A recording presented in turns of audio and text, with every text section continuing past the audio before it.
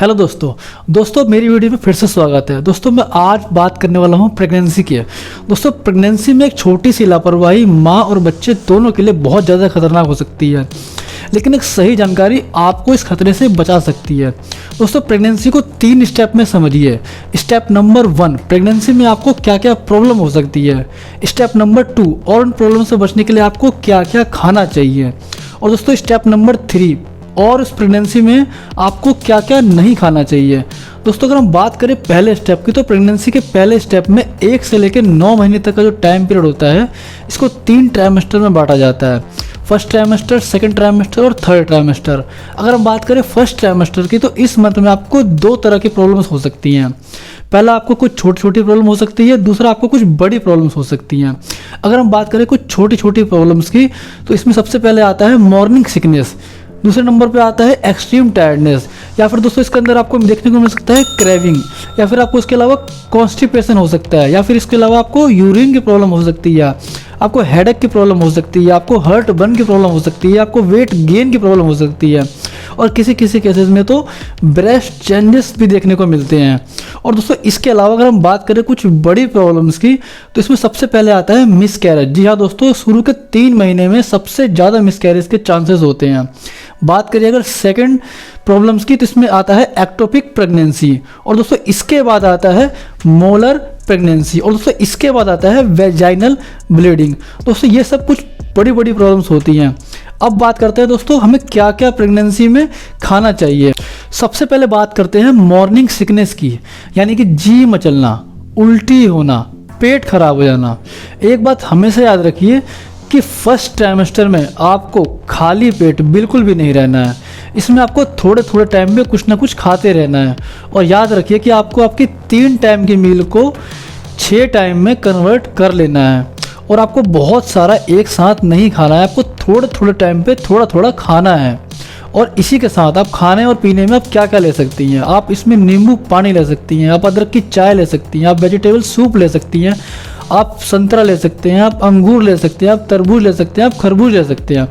इस तरह की चीज़ों को लेने से हाइड्रेटेड रहते हैं और आपका पेट काफ़ी सही रहता है।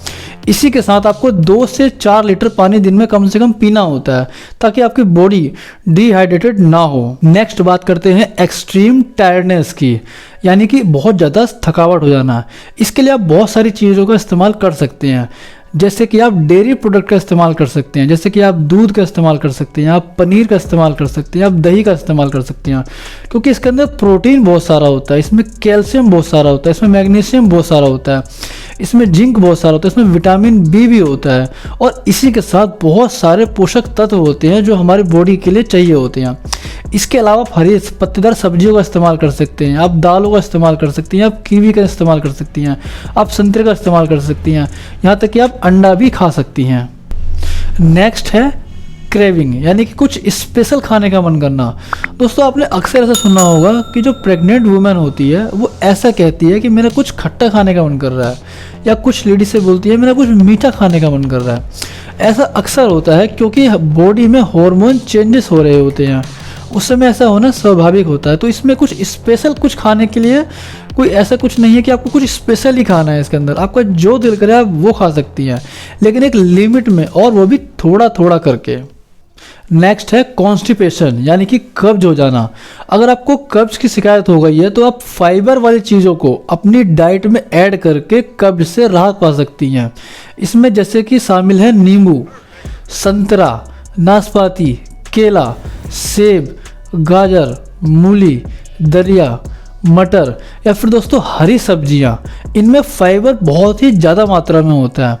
इसको अगर आप अपनी डाइट में शामिल करेंगी तो आपका कब्ज बहुत जल्दी ठीक हो जाएगा। इसी के साथ आप अपने खाने में दही को ऐड कर सकती हैं। इसी के साथ आप अपने खाने के साथ साथ अपने पानी पे भी ध्यान दीजिए। पानी की मात्रा को प्रॉपर कम से कम 2 से 4 लीटर पानी आप जरूर रखिए, ताकि आपकी बॉडी में पानी की कमी ना हो, क्योंकि पानी की कमी की वजह से भी कब्ज होना एक नॉर्मल बात है। दोस्तों नेक्स्ट है यूरिन प्रॉब्लम। हमेशा याद रखिए कि प्रेगनेंसी में बार बार यूरिन लगना एक नॉर्मल बात होती है, और इसके लिए आपको कोई भी स्पेशल फूड खाने की ज़रूरत नहीं होती है। लेकिन हाँ, अगर आप प्रेग्नेंट वुमेन हैं तो आप एक दिन में ज़्यादा से ज़्यादा 1 या फिर 2 कप चाय या फिर कॉफ़ी इतना ही पी सकती हैं, क्योंकि चाय और कॉफ़ीन में कैफ़ीन होता है। पर एक दिन में ज़्यादा से ज़्यादा 200 मिलीग्राम कैफ़ीन ही लेना चाहिए, क्योंकि ज़्यादा कैफ़ीन लेने से बार बार यूरिन जाना पड़ता है। नेक्स्ट है हेडेक प्रॉब्लम। प्रेगनेंसी में सर दर्द होना एक बहुत ही आम बात होती है, इसके लिए ज़्यादा घबराने की ज़रूरत नहीं होती। और हाँ, अगर आपको बार बार सर में दर्द हो रहा है और आप इसके लिए बार बार सर दर्द की दवाई खा रही हैं, तो इससे आपके और आपके बच्चे के ऊपर, दोनों के ऊपर बहुत ज़्यादा बुरा असर पड़ सकता है। प्रेगनेंसी में अगर आपको किसी भी तरह की दवाई खानी है तो मैं आपसे रिक्वेस्ट करता हूँ कि आप डॉक्टर की सलाह पे ही दवाई खाएं। और हाँ, प्रेगनेंसी में सर में दर्द होने की कुछ और भी वजहें हो सकती हैं, जैसे कि कई बार ऐसा देखा गया है कि प्रेगनेंसी में ठीक से नींद नहीं आती है, जिसकी वजह से सर में दर्द शुरू हो जाता है। अगर आपके साथ भी ऐसा ही हो रहा है तो सबसे पहले आप भरपूर मात्रा में नींद लीजिए, जिससे कि आपके सर का दर्द आराम हो सके। इसके बाद भी अगर आपको सर में दर्द आराम नहीं हो रहा है तो आप अदरक वाली चाय पी सकती हैं, या फिर आप नींबू वाली चाय भी पी सकती हैं, या फिर आप अपने सर में किसी अच्छे ऑयल से सिर की मालिश भी करवा सकती हैं।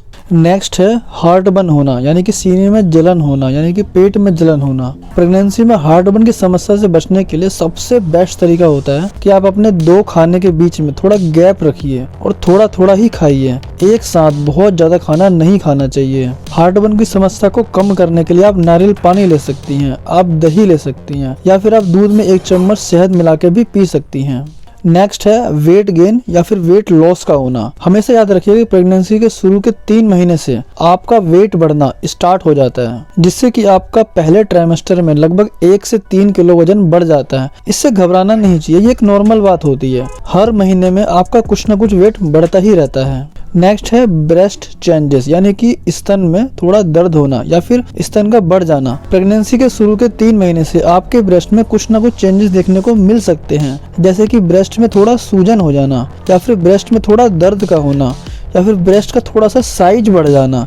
ये सब एक नॉर्मल बात होती है, इसके लिए कुछ स्पेशल खाने की जरूरत नहीं होती है, बस आप नॉर्मल अपना जो खाना खा रही हैं उसी को खा सकती हैं। अब बात करते हैं कुछ बड़ी प्रॉब्लम्स की, जैसे कि सबसे पहले आता है बेबी मिसकैरेज हो जाना। जी हाँ, शुरू के 3 महीने में 50% चांस होता है कि बेबी मिसकैरेज हो जाए। और बेबी मिसकैरेज का खतरा टालने के लिए आपको प्रेगनेंसी के कुछ दिनों पहले से और प्रेगनेंसी के कुछ दिनों बाद भी आपको दोनों टाइम फोलिक एसिड और अन्य विटामिन खाने चाहिए। इससे बेबी मिसकैरेज का खतरा बहुत ज्यादा कम हो जाता है। आपको डेली 400 से 500 mg फोलिक एसिड खाना ही चाहिए, जैसे कि पालक, सलाद, गोभी, हरी बीन्स, फूल गोभी, अनाज। इन सब चीजों को खाने से हमें प्रोटीन मिलता है, कार्बोहाइड्रेट मिलता है, फैट मिलता है, कैल्शियम मिलता है, फोलिक एसिड मिलता है, आयरन मिलता है, आयोडीन मिलता है, जिंक मिलता है, फाइबर मिलता है, मिनरल्स और विटामिन भी मिलते हैं। इसी के साथ हमें एक परफेक्ट बैलेंस डाइट ही फॉलो करनी होती है। इसी के साथ दोस्तों हमेशा याद रखिए कि प्रेगनेंसी में और भी बहुत सारी प्रॉब्लम्स हो सकती हैं, जैसे कि एक्टोपिक प्रेगनेंसी, मोलर प्रेगनेंसी या फिर वेजाइनल ब्लीडिंग। और हमेशा याद रखिए कि इन जैसी प्रॉब्लम्स के लिए कोई भी स्पेशल फूड नहीं होता कि बस ये फूड खा लो और ये प्रॉब्लम नहीं होगी।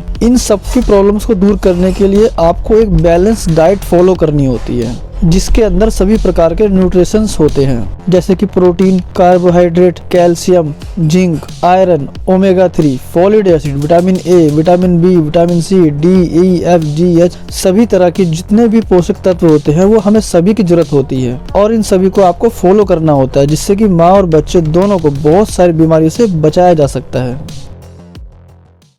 तो दोस्तों अगर मेरी वीडियो से आपको थोड़ी सी भी इन्फॉर्मेशन मिली हो तो प्लीज़ मेरे चैनल को सब्सक्राइब जरूर कर लीजिए। और हाँ दोस्तों, मिलता हूँ आपसे नेक्स्ट वीडियो में, तब तक के लिए स्वस्थ रहिए, मस्त रहिए।